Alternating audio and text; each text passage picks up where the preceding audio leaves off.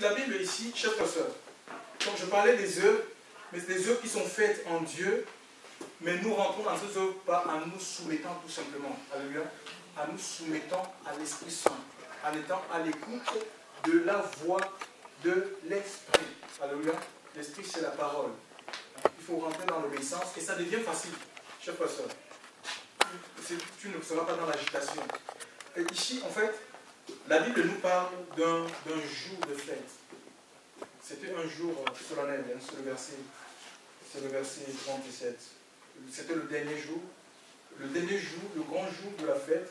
Jésus s'était debout, s'écria, si quelqu'un a soif, qu'il vienne à moi et qu'il boive. Donc, de quelle fête s'agit-il ici? Il s'agit, en Israël, il y avait 7 fêtes, dites les fêtes de l'Éternel, et parmi ces 7, il y en avait 3 qui étaient ce qu'on appelle les fêtes de pèlerinage. Je crois, ces fêtes-là, vous les trouvez dans le livre de Lévitique 23, si j'ai bonne mémoire. Il y avait ces 3 fêtes, et les 3 fêtes de pèlerinage, il y avait la Pâque, il y avait la Pentecôte et la fête des tabernacles. Donc tous les Juifs, ceux qui étaient en Palestine et ceux qui se retrouvaient dans les environs de la Palestine, de la diaspora, l'Égypte, Rome, ils se rendaient à Jérusalem parce que c'était l'épicentre de l'adoration. Il y avait le grand temple qu'avait bâti le roi Salomon. Donc ils allaient célébrer Dieu. Il y a l'histoire de cet eunuque, l'eunuque éthiopien. Voyez, il quittait l'Éthiopie pour aller sûrement dans une de ses fêtes. Mais l'Écriture ne nous relate pas exactement de quelle fête Léon qui sortait de Jérusalem pour adorer. C'est là où il fera, en retournant, chaque fois ça, il fera la rencontre de cet évangéliste qui lui parlera du Seigneur, qui lui parlera d'Ésaïe 53, la mort de Christ, chaque fois de ça. Et cet homme se convertira. Il ne se refugiera pas sur sa religion, non. Il va se convertir à Christ et il va expérimenter la joie du salut. Chers frères et sœurs. Et ici, il s'agit de la fête des tabernacles. Alléluia. C'était une fête qui commémorait les jours où le peuple juif, n'est-ce pas, avait résidé, ils habitaient sous les temples. Vous savez que c'était les Juifs étaient prisonniers, enfin ils étaient esclaves de Pharaon. Ils étaient en Égypte, sous la domination, sous l'asservissement. Et l'Égypte, c'est l'image du monde. Alléluia. Il n'y a pas de liberté en dehors de Dieu. Je sais pas ça. Les gens pensent être libres, ils ne sont pas libres. Ils sont liés par des vices, des passions, ils sont liés par toutes sortes de péchés. L'homme est esclave de ce qui domine dans sa vie. Je sais pas ça. C'est ce que nous dit l'Écriture. Il y a des choses qui dominent dans notre vie, et beaucoup de chrétiens, mais en fait des soi-disant chrétiens, parce que vraiment le Seigneur, la Bible dit, si le Christ vous a franchi, vous êtes réellement libre. Vous êtes totalement libre. Tu ne peux pas être prisonnier d'un système, tu ne peux pas être prisonnier d'un groupe. Tu ne peux pas faire semblant. C'est fini les faux semblants. Tu es vrai. Mais parce que tu as reçu l'Esprit, et la Bible dit que là où il y a l'Esprit du Seigneur, mais l'Esprit vient nous donner la liberté chaque fois. Et Jésus a payé le plus fort. Il tient beaucoup à la liberté. Il a payé le plus fort. Et il ira ne devenir esclave de personne. Dans le livre de 1 Corinthiens 7, verset 23. Alléluia. C'est un grand prix que vous avez été racheté. Alléluia. Pour que nous soyons libres, ça a coûté. Ce n'est pas avec les matériaux périssables. Ce n'est pas avec de l'or et de l'argent. Tout l'or et l'argent du monde ne pouvait pas racheter notre vie, chers frères. C'est la vie de Christ, chers frères, qui a été donnée en sacrifice pour que nous rentrions dans cette liberté, la liberté de l'esprit. Alléluia. C'est elle qui nous amène à plus écouter Dieu que les hommes, à dépendre du Seigneur et non des hommes, et non des systèmes, et non des mouvements, chers frères et sœurs dans le Seigneur, à ne plus avoir peur des hommes, à ne plus avoir peur de dire la vérité. Les Juifs étaient esclaves, ils étaient dominés.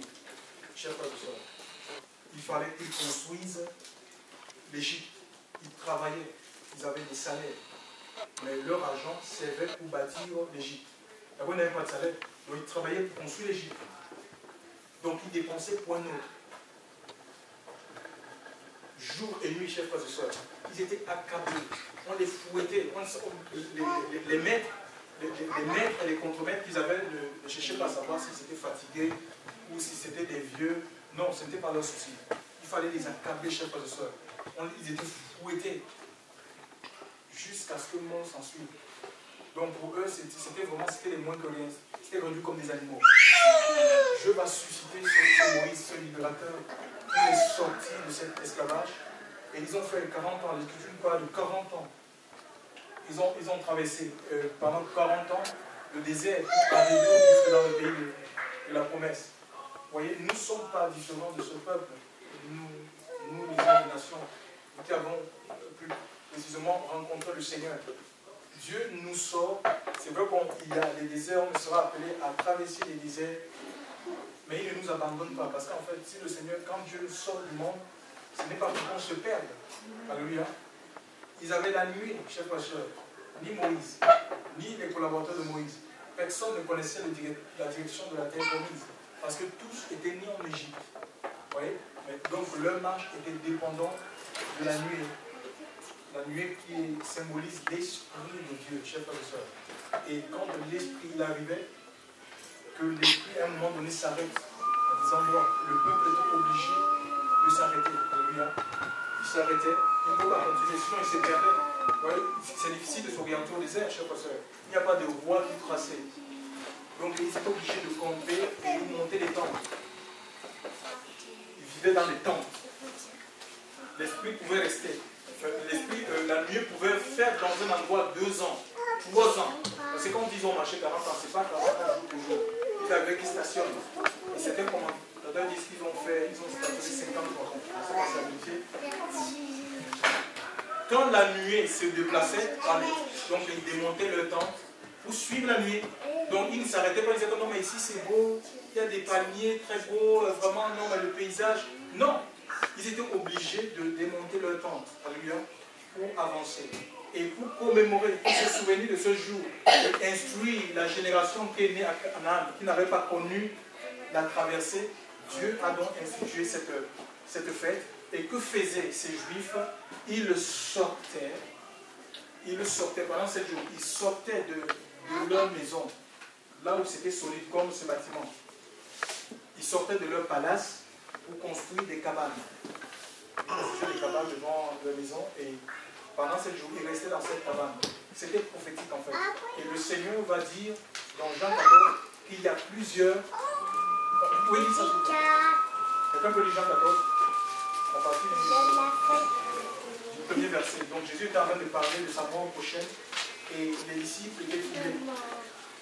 Il parlait de son départ en fait. Le Seigneur était en train de parler de son départ et ça a mis un peu dans le cœur de ce peuple. Ils étaient vraiment troublés.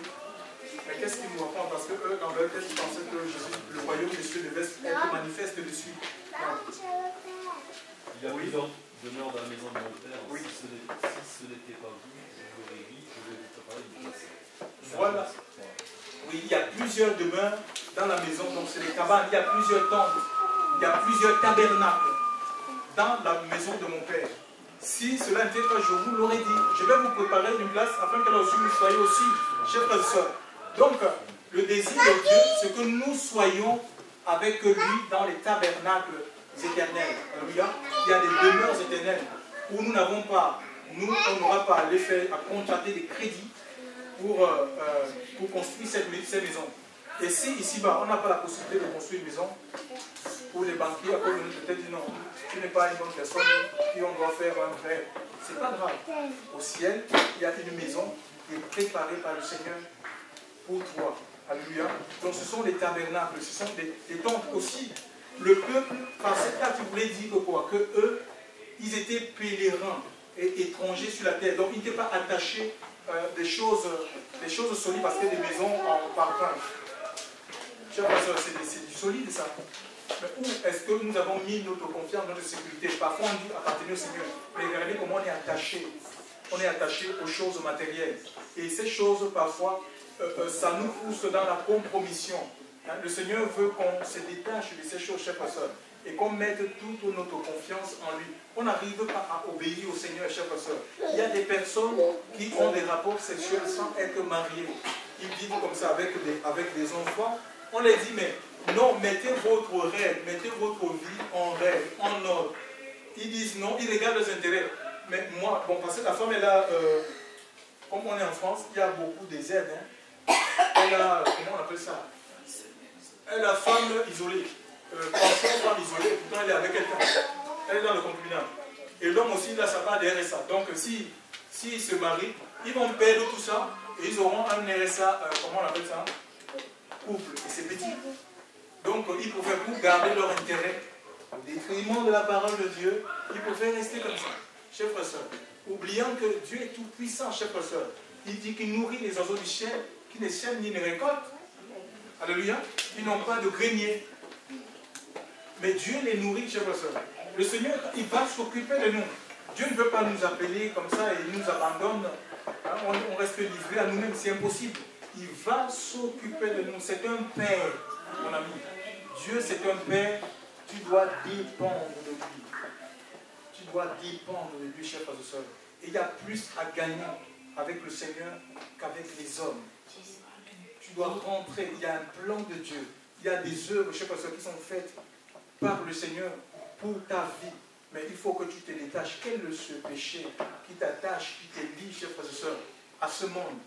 Tu ne peux pas recevoir l'Esprit. C'est pourquoi beaucoup de vies sont mortes. Il parle que le Seigneur, c'est devenu même un livre culturel. La Bible, on la récite comme l'histoire jour. Il y a des gens que j'ai côtoyés, chers frères et sœurs, mais leur vie est pareille. Ils me disent qu'ils ont 20 ans. Leur vie est pareille. C'est la même chose. Et pourtant, l'Écriture me dit que nous sommes transformés. Nous sommes transformés à la même image. Nous sommes transformés à la même image. Nous sommes transformés, chers frères, à la même image, de gloire en gloire, comme le Seigneur, l'Esprit. Chers frères et sœurs, ça doit être vu de l'extérieur, chers frères et sœurs, dans le Seigneur. Alléluia. On est la lumière, chers frères et sœurs. Alléluia. Plus on s'approche du Seigneur, plus nous aurons l'éclat. Alléluia. Oui, les lumières que vous voyez, les ampoules, les lions, même dans les voitures, ça diffère en éclat à cause du voltage. Alléluia. Le Seigneur, vraiment, c'est la lumière du monde. Et si nous nous approchons plus de Dieu, nous allons éclairer, chers frères, nous allons briller. Et ça sera vu par le ténèbres. C'est les gens qui sont dans les ténèbres qui verront qu'il y a la lumière dans cette eau. On n'aura même pas besoin de nous prononcer, chers frères. Ils verront. Hein, vous êtes le sel. Alléluia. Nous avons besoin, le sel, c'est l'Esprit de Dieu. Si le sel perd sa saveur, avec quoi la salade mérite à être foulée aux pieds par les hommes? C'est pourquoi parfois, tu peux parler du Seigneur, te dit, tais-toi. À cause de ça, chers frères, si on a besoin de l'Esprit Saint pour vivre la parole, l'Esprit, ce n'est pas autre chose, ce n'est pas les connaissances. Le diable, le diable dans les églises, il y a plein d'églises où on enseigne, il fait des enseignements, et puis ça remplit la tête, chers frères. Dieu nous donne, sans l'Esprit, on ne peut pas vivre la vie de l'Église. Chers frères, nous avons besoin de l'Esprit Saint. Israël était détaché de tout pendant 7 jours. Chers frères et sœurs, ils vivaient sous des cabanes, sous des tentes, pour dire qu'ils sont des pèlerins. Et Dieu nous veut hors de nos camps, hein, là où on s'est sécurisé. Chers frères et sœurs, c'est qu'on est dans un pays surassuré. Surassuré, il y a des assurances pour tout. Et on croit être en sécurité. Si on croit en sécurité, ne veut pas forcément dire qu'on est en sécurité. Malgré toutes ces assurances, regardez l'inquiétude. 150 millions d'anxiolytiques dans ce pays, la France. Alors qu'il y a c'est un pays où il y a la protection sociale. Mais les gens ils ont des problèmes psychiques, chers frères, dans le Seigneur. L'argent, ça ne résout pas tout. Les enfants sont protégés, mais ça n'empêche pas 200 000 avortements déclarés. Si tu n'as pas envie d'enfant, tu peux le donner à la DAS, tu peux le confier à la DAS. Il y a des gens on appelle ça comment, qui adoptent, mais ça n'empêche pas, l'État donne l'argent pour qu'on puisse élever les enfants. Mais pourquoi est-ce que ça ne met pas fin aux avortements, chers frères et sœurs? Impossible, chers frères et sœurs dans le Seigneur. Donc la vraie sécurité, c'est Christ. Celui qui demeure sous l'abri. Celui qui demeure sous l'abri du Très-Haut. Dieu repose à l'ombre du Tout-Puissant. Celui qui se confie en Christ ne sera jamais dans la confusion, chers frères et sœurs. Il n'y a pas de confusion, une attente honteuse. Confie-toi, mets toute ta confiance dans le Seigneur. Il est le rocher des siècles. Les gens vont se lever contre toi. Il y aura des tempêtes, chers frères et sœurs, mais tu vas tenir. Tu vas tenir parce que tu es en lui. Tu dois vivre en Dieu, mon ami. Les temps sont très difficiles. Les temps sont très difficiles. Tu dois vivre en Dieu. Tu dois arrêter de vivre pour les hommes, pour plaire aux hommes. Tu dois plaire à ton Seigneur.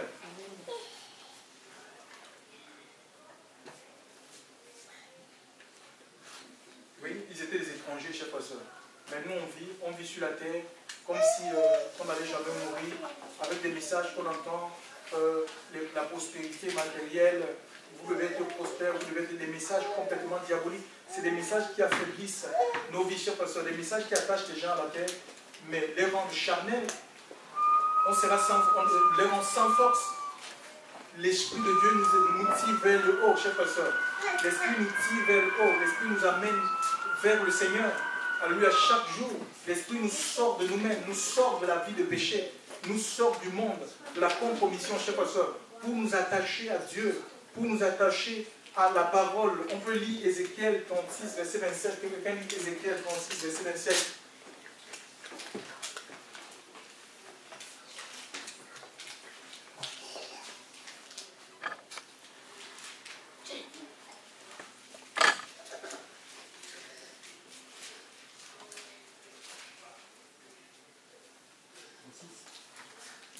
Oui. Oui, volume. Verset 27. Oui, verset 27. Je mettrai mon esprit au-dedans de vous. Je ferai en sorte que vous suiviez mes ordonnances et que vous observiez et pratiquiez mes lois. Et oui, ça c'est le Saint-Esprit, le rôle du Saint-Esprit dans notre vie. Nous amène à suivre les ordonnances de Dieu, à pratiquer, à vivre la parole. C'est ça qu'on a besoin de bien construire. C'est pas accomplir les trucs, chers frères, construire des bâtiments, des sectes. Non.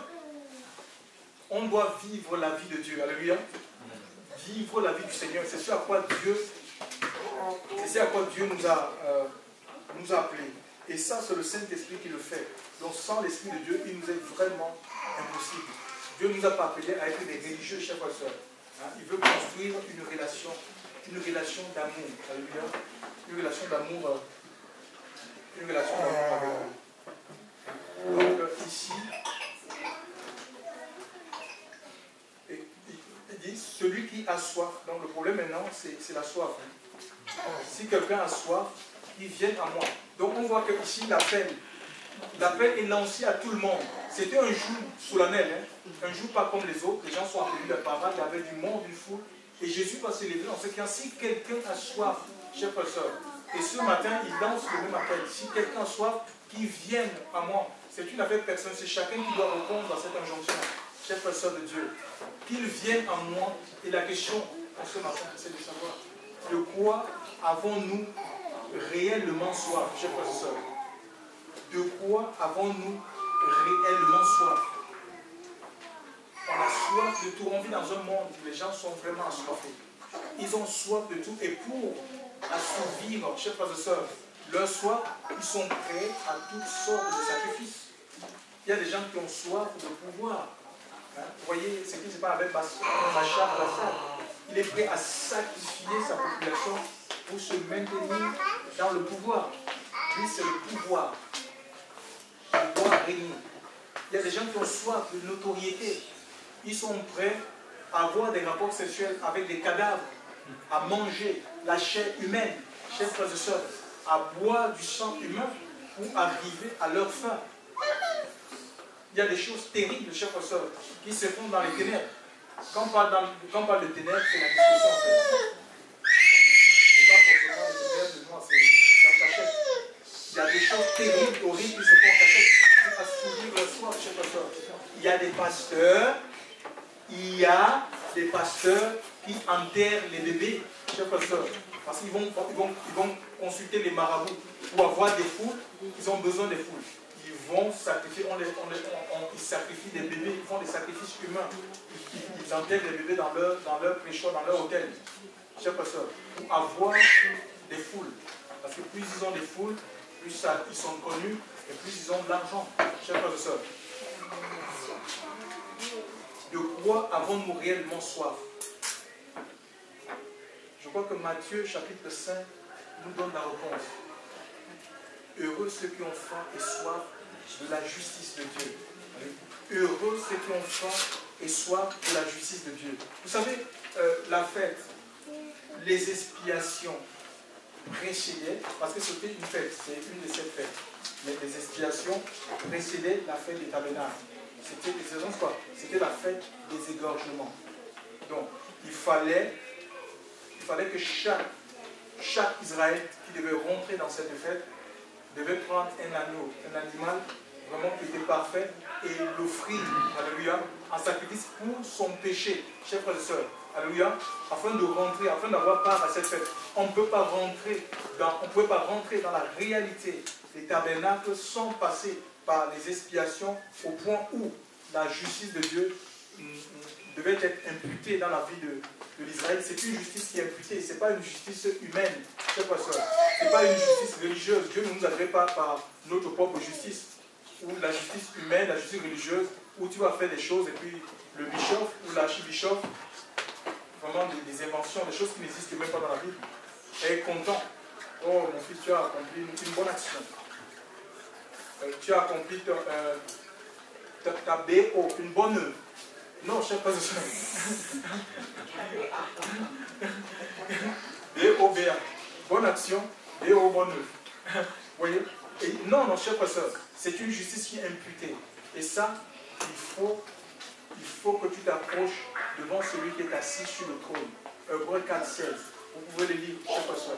Vous savez, autrefois, ce qui était valable, réel, autrefois dans l'ancienne alliance, ne l'est plus dans la nouvelle alliance.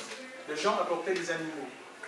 Ils les offraient pour obtenir le pardon, pour que Dieu soit propice envers eux. Chers frères et sœurs, mais dans la nouvelle alliance, la donne change. Alléluia. On n'a pas besoin, il y a un temps de reformation. Hébreux chapitre 9. Il est question que nous lisons s'il vous plaît. Ne dormez pas.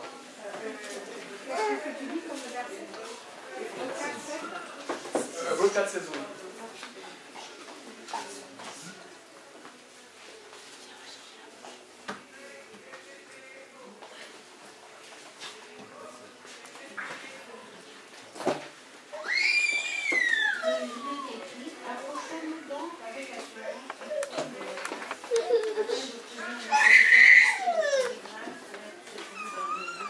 Voilà, donc approchons-nous donc du trône de la grâce. Alléluia. Et nous savons celui qui est assis sur le trône. Ce n'est pas un pasteur, ce n'est pas un bishop. Le pardon de nos vies, de nos péchés, ne se trouve pas entre les mains du Père. Chers frères et sœurs, ce n'est pas le chef de l'Église, c'est Jésus qui est le chef de l'Église. D'après la Bible, alléluia, il n'est pas le représentant de Dieu sur terre. Jésus a envoyé le Saint-Esprit pour continuer son œuvre. Et c'est l'Esprit de Dieu qui gouverne son Église. Il dit, approchez-vous donc du trône de la grâce. Si on s'approche de Dieu, il s'approchera de nous. Pour obtenir quoi? Le pardon de nos vies, chers frères et sœurs. Dieu se plaît à pardonner, quel que soit l'état de notre péché. Même si nous avons du sang dans les mains, chers frères et sœurs. Si nous avons du sang humain dans les mains, si nous avons tué quelqu'un, ou si nous avons commandité, parce que le meurtrier, ce n'est pas forcément celui qui tient l'arme. Mais quand on ordonne de tuer, quand on commandite de meurtre, on est aussi coupable, chers frères et sœurs, que celui qui a commis l'acte. Mais il y a un pardon. Dieu se plaît à pardonner. Et nous vivons encore les temps de grâce. Tant que le Seigneur n'est pas là, il y a la possibilité pour nous, non seulement d'être branchés, mais de rentrer dans cette année. Et l'année de la grâce s'achèvera que quand Christ viendra enlever son Église. Nous devons saisir ce matin, chers frères et sœurs, la main tendue de Dieu. Il dit, si quelqu'un soit qui vienne à moi et qui le boive, est-ce que vous pouvez boire la bouche fermée, les amis? C'est impossible. La bouche fermée, le cœur complètement fermé aux choses de Dieu, c'est impossible. C'est pourquoi les gens ne reçoivent pas l'Esprit.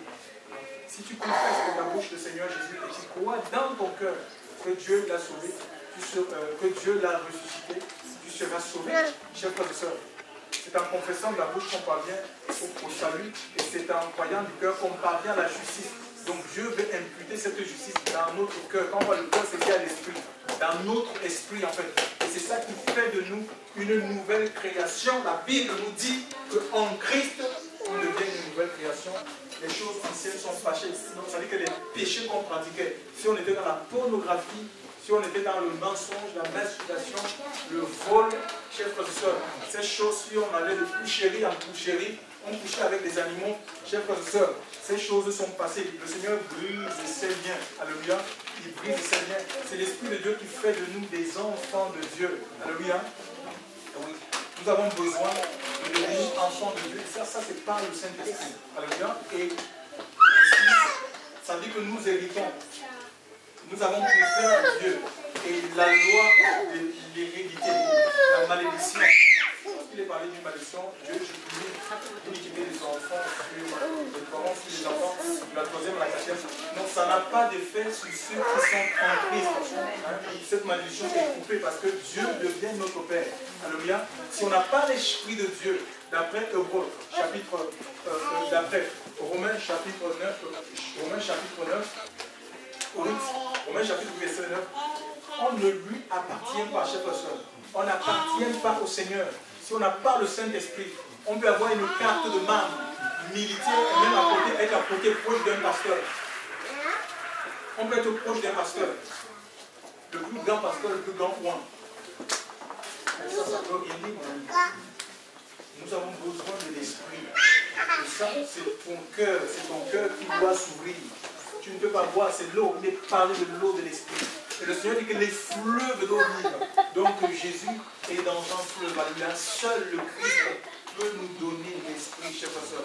Seul le Seigneur. Et Jean avait dit que, viens après moi celui qui est puissant, plus puissant que moi, celui des souliers duquel je ne suis pas digne de dédier, il vous baptisera de Saint-Esprit et de feu. Alléluia. Il y a un fleuve de feu. Jean était dans l'eau froide du Jourdain. Contrairement à Jésus, Jésus se trouve dans ce fleuve. Alléluia. Tu dois venir, quand on parle de baptiser, c'est immerger. Toi dans le feu en toi. Toi dans le fleuve. Plonger, c'est une unité complètement plongée dans le fleuve de Dieu. Et tu ne peux plus, tu ne te contrôles pas. C'est l'Esprit de Dieu qui te contrôle. Tu ne contrôles pas les situations autour de toi. C'est le Saint-Esprit. Et nous avons besoin, un peu l'expérience qu'a vu le prophète Ézéchiel 47. Il est arrivé, l'ange qui l'accompagnait, qui était un lieu sec, chers frères, et il y a des eaux qui sortaient du sanctuaire. L'ange a mesuré 1000 coudées, il avait l'eau jusqu'aux chevilles. Ça peut nous parler de la nouvelle naissance. Tu ne peux pas t'arrêter sur la nouvelle naissance, chers frères. Tu ne peux pas t'arrêter sur un pasteur qui est en stationnement. Hein? Une voiture stationnée, même si le conducteur est devant le volant, il ne bouge pas. Il y a des gens comme ça. Si tu es dans un groupe là, il n'y a rien. Tu vois que ça tourne en rond. C'est la routine, mais il faut partir de là, mon ami. Tu peux être content. Je ne nous appelle pas mener une vie routinière où on ne bouge pas, c'est statique. C'est une vie de renouvellement, chers frères dans le Seigneur, dans laquelle Dieu nous appelle. Et il dit, et l'ange va mesurer l'eau jusqu'au genou. Il aura l'eau jusqu'au genou. L'eau jusqu'au rein.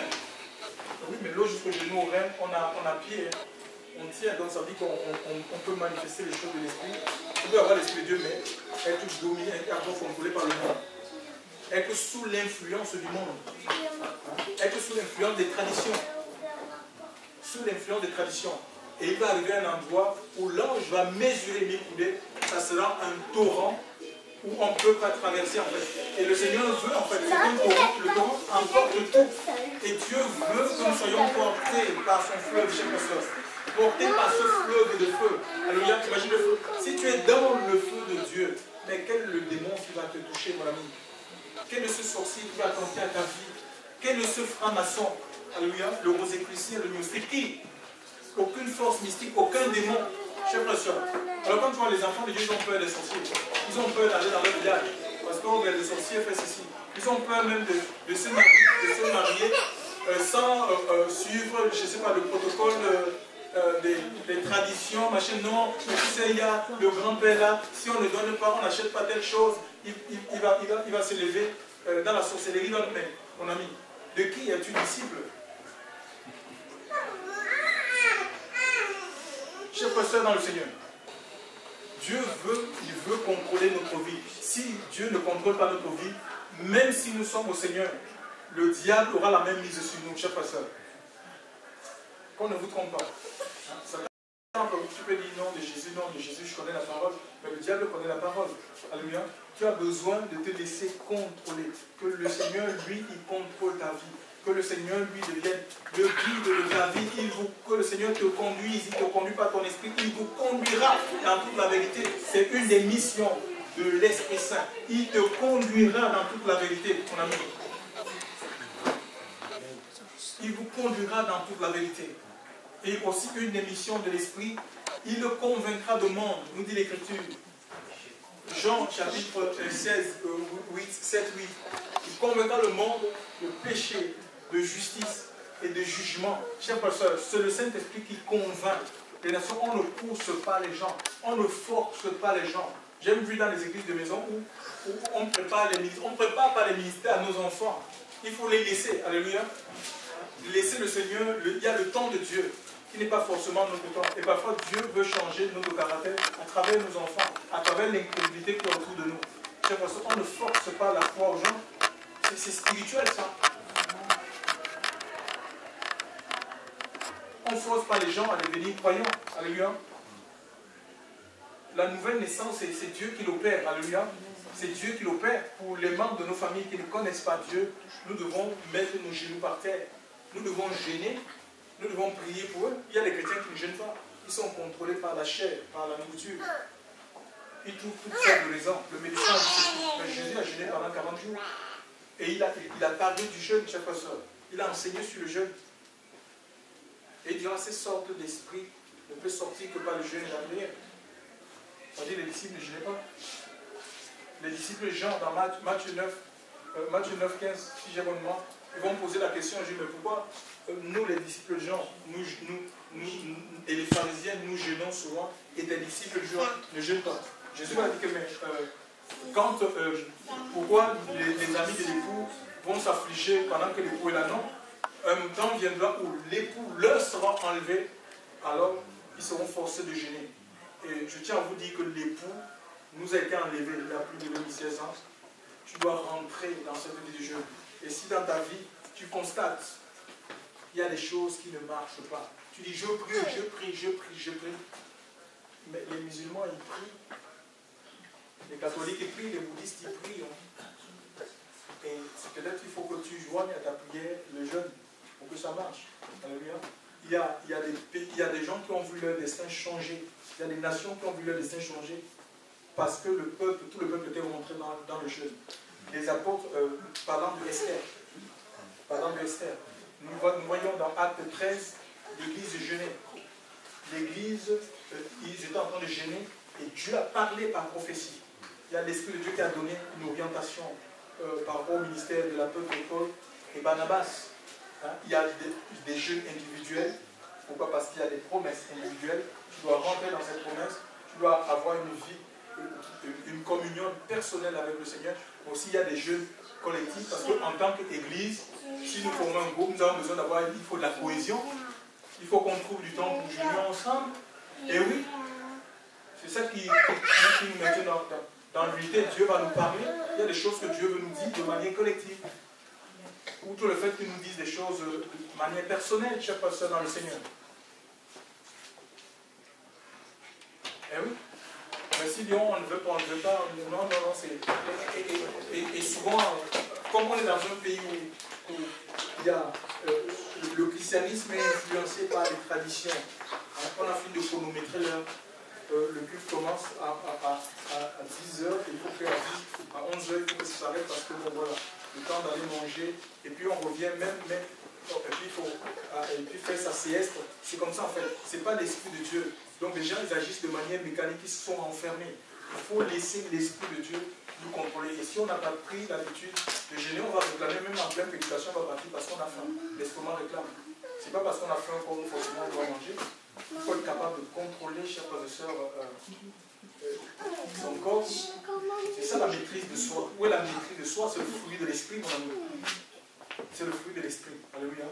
Et nous allons manifester le fruit de l'esprit. Parce qu'il peut y avoir des temps où il n'y a pas à manger, il n'y aura rien. Tu vas faire comment? Tu vas aller voler? Ou tu vas cuire tes enfants dans la marmite?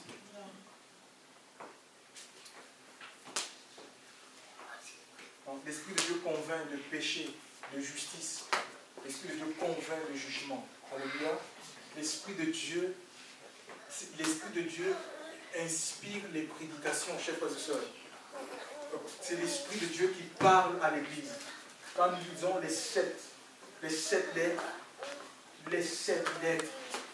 chers frères et sœurs, qui ont été données à l'apôtre Jean, à la fin de chaque lettre, il dit que celui qui a des oreilles entende ce que l'Esprit dit à l'Église. Chers frères et sœurs, ce n'est pas des choses copiées, apprises. Oui, on peut apprendre des choses des hommes, mais il faut que nous soyons sensibles à la voix de l'Esprit pour savoir qu'est-ce que l'Esprit veut que je dise ce matin. Alléluia. Qu'est-ce que l'Esprit veut, même dans les conseils. Il y en a dans des conseils complètement mécaniques, hors contexte. Chers frères et sœurs, c'est pas bien, parce qu'il n'y a pas de relation. Il faut construire sa relation, alléluia. Même dans les conseils seront inspirés. Alléluia. Et l'Église, on assiste aujourd'hui à quoi? À une uniformisation de messages. Hein? C'est un peu comme la papauté. Le milieu évangélique. C'est le pape qui donne tout le thème de toute une année. Et ça se suit dans tout. C'est pas ça en fait. Ça c'est le contrôle, ça. Hein? Les églises, les assemblées doivent être autonomes. Alléluia. Et c'est le Saint-Esprit qui doit donner un message en fonction du contexte dans lequel se trouve. Nous voyons dans cette lettre, les 7 églises, les lettres adressées à ces 7 églises. Le message de ça n'est pas celui de Smyrne. Hein? Dieu se révèle à une église comme elle est. Si l'église a l'état de péché, le Seigneur va envoyer un message de repentance. C'est comme ça que ça se passe. Si l'église passe par le découragement, la tribulation, il va envoyer un message fortifié pour qu'il n'abandonne pas la foi, pour qu'il ne lâche pas la main. Chers frères et sœurs, c'est difficile parce que ça implique notre vie, toute notre vie, chers frères et sœurs. Alléluia. C'est pourquoi on n'en veut pas. Et ça ne marche pas dans notre vie. Nous, on vient au Seigneur un peu comme des prostituées, des bordels qui vont... oui, ils sont intéressés que par l'argent, en fait. Tu vois? On veut que le Seigneur fasse des... On veut, Seigneur, guéris-moi, Seigneur, sauve-moi, Seigneur, délivre-moi, mais mon cœur n'est pas à toi. Je continue à vivre ma vie. Non, cher pasteur. Oui, tu peux avoir une guérison du Seigneur. Mais pour rester dans la guérison, tu peux avoir une bénédiction du Seigneur. Pour que cette bénédiction perdure, parce que Dieu l'a fait sur d'aucun chagrin, il faut que tu établisses une relation, tout simplement, avec le Seigneur. Alléluia. C'est ça qui te sécurise. Cher pasteur, c'est la relation que Dieu veut avec chacun de nous. C'est la relation, pas autre chose. Dieu ne va pas devenir un mouvement, un religieux. Cher pasteur, de faire des choses à sa place. Il te veut à ses pieds. Il est saint. Alléluia. Dieu est saint. Alléluia. Et il veut nous baptiser. C'est un fleuve de sainteté, cher pasteur.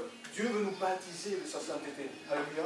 Dieu veut nous baptiser de sa sainteté. Il faut que nous soyons dans le fleuve de Dieu. Il dit, les fleuves de vie couleront de ton sein. Jusqu'à c'est une vie jaillissante, une vie débordante. C'est une vie qui est constamment renouvelée. Tu dois grandir dans cette vie, cher pasteur.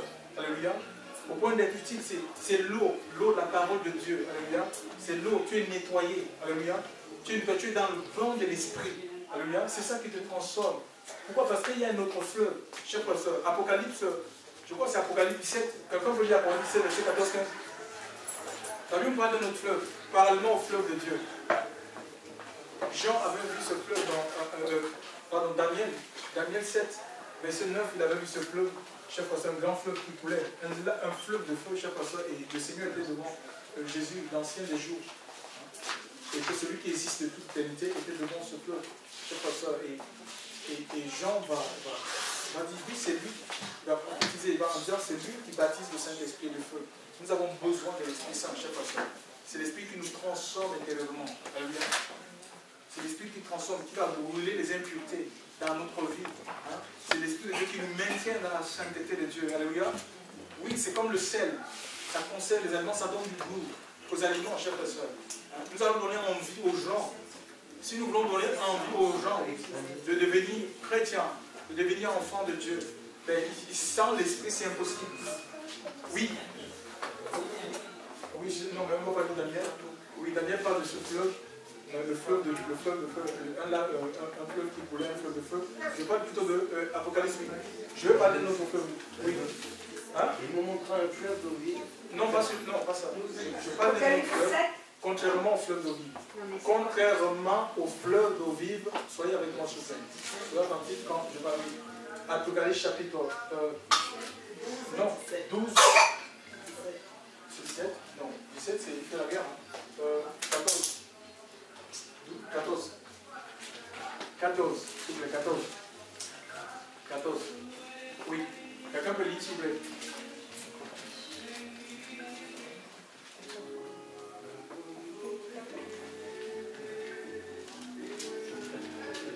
14, oui, le verset 14. Non, Apocalypse 12, le verset, oui, le verset 14, qu'est-ce que ça dit? Verset 14 à 15, oui. Et les deux ailes du grand aigle furent données à la femme afin qu'elle s'envole au désert vers son lieu où elle est nourrie un temps des temps et la moitié d'un temps loin de la face du serpent. Oui, voilà, donc il y a un serpent qui voulait, le serpent voulait mordre la femme. Ah, attends, tu as vu? Donc on voit là, il y a un secours en fait. La femme, c'est Israël, la femme, c'est l'Église, c'est l'épouse de Christ. Donc il y a le serpent qui veut s'accaparer de cette femme et puis Dieu envoie les ailes d'un aigle. Tu vois? Donc on voit qu'il y a un secours. Et la femme est censée se soumettre à son mari, être sous la couverture de son mari. Et c'est Jésus, si nous acceptons être sous la couverture, nous allons bénéficier. Le diable va s'élever, chers frères et sœurs. On ne peut pas empêcher. Ce n'est pas parce qu'on a le Seigneur qu'on va empêcher Satan de s'élever, de rôder autour de nous. Il va s'élever, il va mettre des embûches, mais nous pouvons compter sur le secours de Dieu. Parce que le Seigneur est fidèle. Il ne nous abandonnera pas. Il veille sur son alliance. Oui, tu peux continuer. Et il s'agit que Satan lança de l'eau comme un fleuve derrière la femme afin de l'entraîner par le fleuve. Ah, donc regardez l'eau. Le diable comme un fleuve pour entraîner l'eau. Et ce fleuve est une réalité. C'est un fleuve qui entraîne, c'est-à-dire qui nous sort de la présence de Dieu. Et ce fleuve a des eaux complètement boueuses, des eaux sales, infectes, chers frères et sœurs. La pollution, chers frères et sœurs. Et le diable veut, il va lancer tout au long de ta vie, il va pour essayer de te sortir de la présence de Dieu, pour t'entraîner dans une vie de péché, une vie sale, chers frères et sœurs. Hein? Pratiquer des choses contre nature. Et ça, ce sont les eaux du diable. Hein? Et nous, donc il y a ce fleuve qui est une réalité. Ça, c'est le fleuve du diable. Avec une destination finale, le lac de feu. Mais la sanctification, Dieu nous envoie, c'est un message de sanctification, de séparation, chers frères et sœurs. Alléluia. Et pour prêcher ce message, il faut être en Dieu. Dans l'esprit, tu n'auras pas peur. Et moi, je ne suis pas prêt de changer. Je ne suis pas là pour plaire. Je ne cherche pas que les gens me suivent. Non, non, non, non, non, non. Je n'ai pas envie de perdre l'onction. Tellement c'est une huile précieuse, mes amis. Je vais dire tout ce que le Seigneur me dira de dire. Et je dirai les choses comme je les reçois. Que les gens acceptent, qu'ils n'acceptent pas, c'est tout mon problème. Au moins, j'aurai accompli, j'aurai le sentiment du devoir accompli. Je ne peux pas les amis, les hommes de Dieu, le message leur a été volé parce qu'ils sont rentrés dans les sentiments. Ah ben si j'ai dit ça, je vais perdre. Pourquoi on a fait de construire des systèmes et on veut remplir à tout prix les bâtiments? On sait pourquoi la vérité n'est plus prêchée. Alléluia. Le diable utilise même, il envoie des agents. Ce n'est pas tous ceux qui viennent dans les assemblées, qui fréquentent les assemblées, qui sont de Dieu. C'est faux. Ça, c'est encore une fausseté. Il y a des infiltrés. Même du temps de Jésus, il y avait des infiltrés. Il y a des gens qui ne cherchent pas Dieu, qui vont chercher à vous mettre des bâtons dans les roues, à vous détourner de la vision que Dieu vous a donnée. C'est biblique ça. Il faut lire les Écritures. C'est pourquoi il faut être plus à l'écoute du Seigneur que les hommes. Alléluia. Le diable parle, il peut parler à travers les hommes. Tu peux penser que c'est un conseil de Dieu, non, mais ça ne vient pas du Seigneur. Alléluia. C'est comme moi, j'ai des hommes et des femmes de conviction. Il faut agir avec conviction. Il faut être dans un groupe parce que tu as la conviction.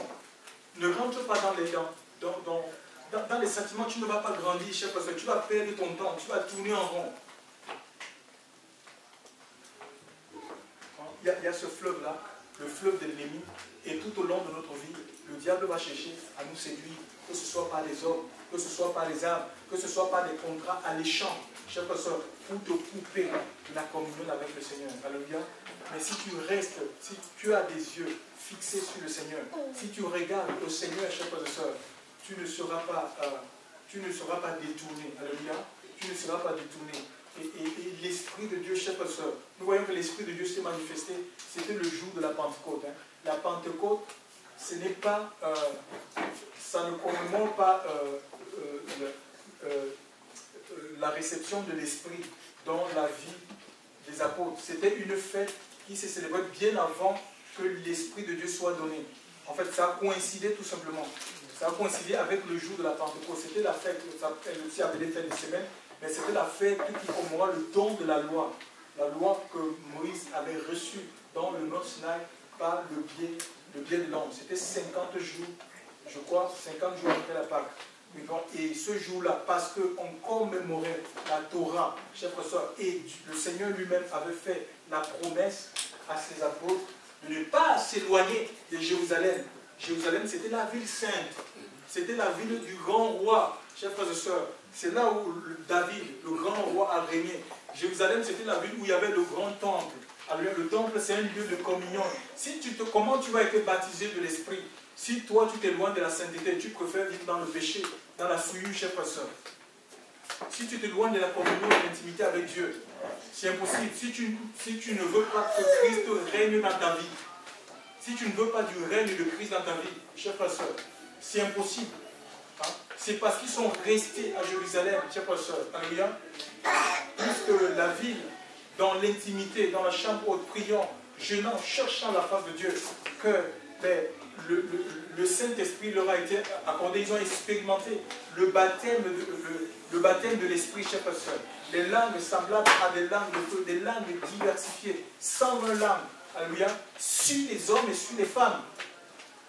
Et ils se sont mis l'Écriture dit, à parler selon que l'Esprit les conduisait. Ce n'est pas eux qui conduisaient leur parler. Aujourd'hui, on a des écoles de parler en langue. Mensonge. C'est l'Esprit de Dieu qui les conduisait, chers frères et sœurs, les hommes et les femmes. Les écoles de guérison, l'école de prophétie. Ah oui, il y a plein d'écoles, l'école de guérison, l'école d'adoration, l'école de prophétie. Ce sont des dimensions d'hommes, chers frères et sœurs. Et ça arrange tout le monde. Chers frères et sœurs, on n'a pas besoin de ça. Hein? C'est l'Esprit de Dieu qui inspire le chant. La Bible dit que l'heure vient, elle est venue, les véritables adorateurs adoreront le Père en esprit, en vérité. Hein? C'est une adoration par le Saint-Esprit. Hein? C'est l'Esprit de Dieu qui inspire le chant, qui inspire la louange, qui inspire la prédication, chers frères et sœurs. Alléluia. Gloire à Dieu. C'est l'Esprit de Dieu qui opère et qui gouverne dans l'assemblée. Alléluia. C'est l'Esprit de Dieu qui lève les ministères. On ne va pas se former pour être ministère. On se forme, on peut se former, on se forme parce qu'on est ministère. Et Dieu va utiliser quelqu'un. Jean-Baptiste avait des disciples. Jean-Baptiste avait des disciples. Et à un moment donné, quand Jésus est venu, ses disciples sont détachés des gens parce qu'il avait présenté comme étant l'agneau de Dieu qui ôte le péché du monde. Et il dit, voici l'agneau de Dieu qui ôte le péché du monde. Et en ce moment-là, les disciples de Jean se sont détachés des gens parce que sa mission était arrivée à la fin. Chers frères et sœurs, alléluia. Hein? Élie avait des disciples. L'apôtre Paul avait des disciples. Donc le Seigneur, même pour nous former, nous sommes un appel de Dieu. L'Esprit de Dieu ne va pas venir t'enseigner.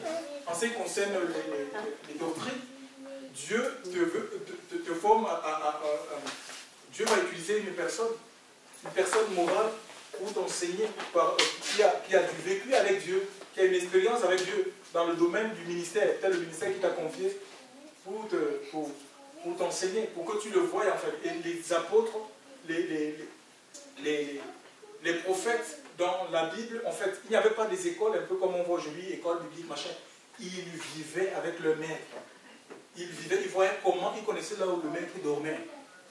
Ça, c'est la meilleure école. Ils participaient aux joies et aux peines du maître. Ils connaissaient toutes les décisions, chers frères et sœurs. C'est ça, en fait. C'était une formation dans le temps. Jésus marchait, il enseignait en marchant, chers frères et sœurs. Et c'est la meilleure des formations. Regardez, les écoles théologiques, ça fait des dégâts. Tu vas recevoir la lettre, tu ne sais pas, c'est un franc-maçon qui enseigne. Et quand tu reviens, les messages sont complètement décalés aux Saintes Écritures. Tu vois? Oui, Dieu nous veut quelque part. Le Seigneur nous forme à travers les hommes. Ça, il ne faut pas l'oublier. un appel de Dieu dans ta vie, mais demande au Seigneur de savoir où est-ce qu'il te veut. Ça, c'est important. Chers frères et sœurs dans le Seigneur.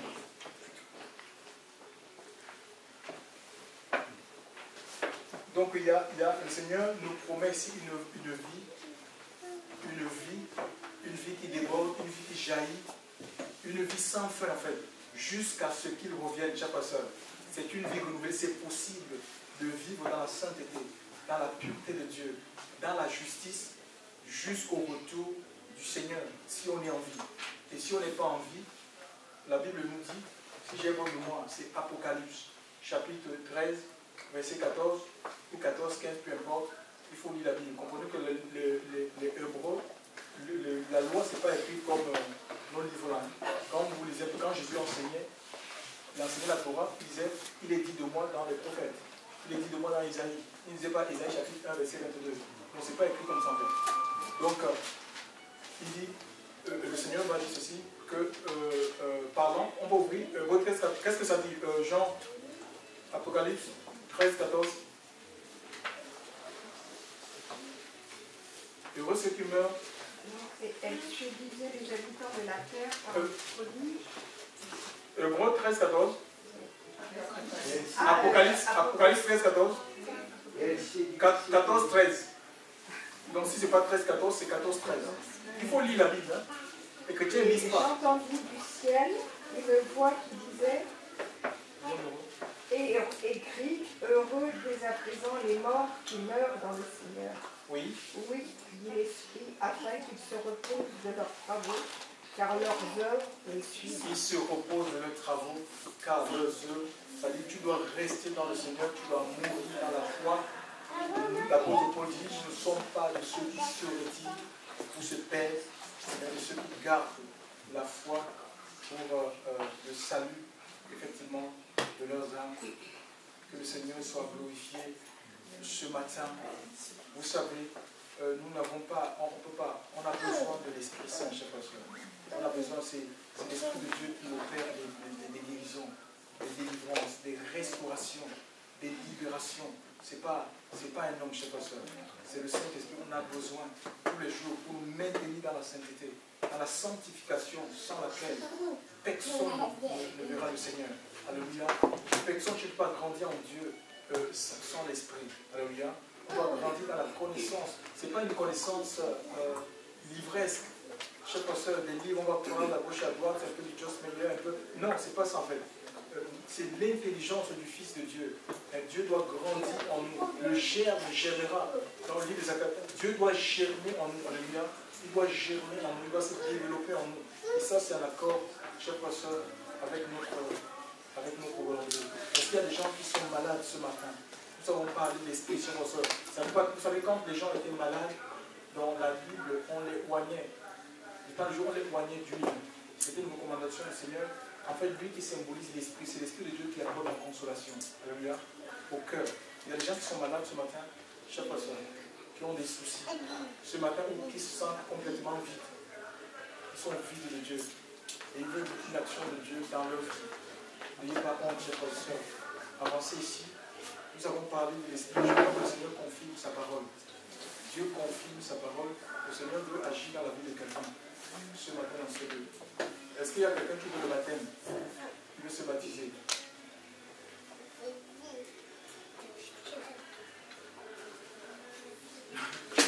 Il y a une personne qui veut se baptiser? Gloire à Dieu. Merci Seigneur.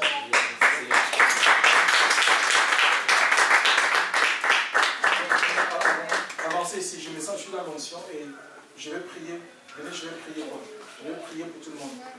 Je vais prier pour tout le monde.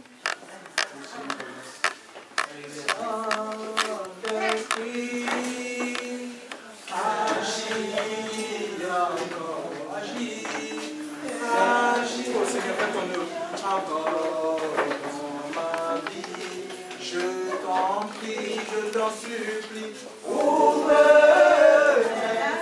mes yeux pour que je vois Jésus assis sur son trône. Saint-Esprit de Dieu, Saint-Esprit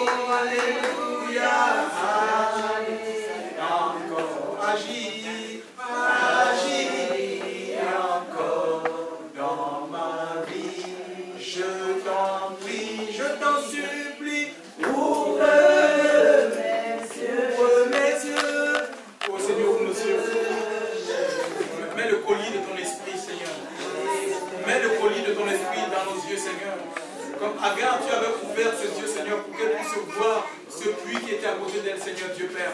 Afin, mon Dieu, mon Père, d'abreuver son fils, Seigneur. Ouvre les yeux, Seigneur, mon Dieu, mon Père, de l'esprit, Seigneur. Mon Dieu, mon Père, pour que nous soyons focalisés sur toi, sur les promesses. Seigneur, que les réalités spirituelles deviennent une évidence dans nos vies. Ouvre nos yeux ce matin, Seigneur. Saint-Esprit de Dieu, Saint-Esprit, Alléluia.